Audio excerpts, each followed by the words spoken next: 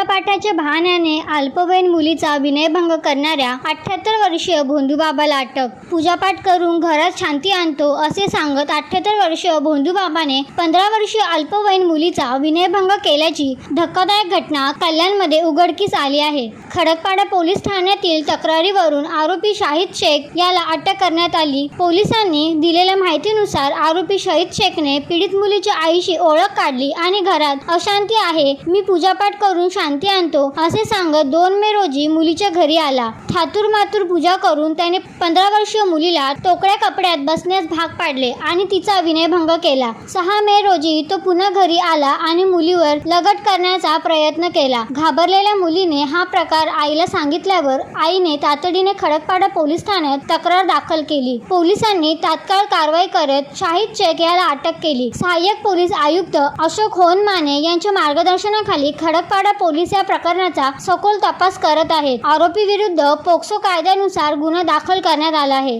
Khadakpada police ठाण्याच्या हद्दीमध्ये एक 15 वर्षाची अल्पवयीन फिर्यादी आपल्या आईसोबत काही महिन्यापासून राहत आहे आणि त्या फिर्यादीच्या वडील आणि तिची आजी ही काही महिन्यापूर्वी आणि वर्षापूर्वी मयत झालेले आहेत।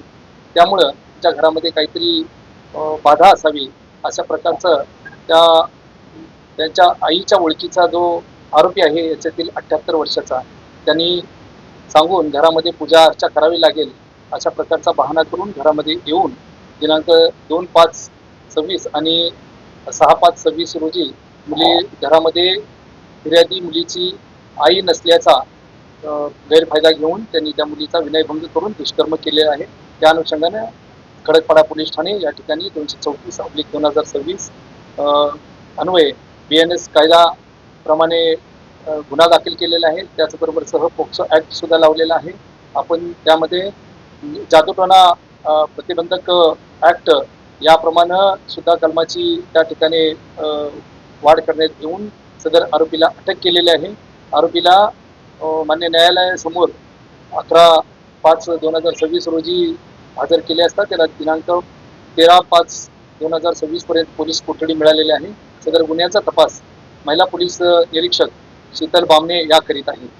आरोपी राहणारा हा अंबरनाथ आणि उल्हासनगर 3 या ठिकाणी राहतो। आरोपीचं पूर्व इतिहास अद्यापपर्यंत गुन्हे दाखल असल्याची माहिती अप्राप्त आहे। त्यामध्ये तपास चालू आहे। त्या आरोपीचं नाव आहे शाहिद मोहम्मद वाहिद शेख 78 वर्ष असं नाव आहे।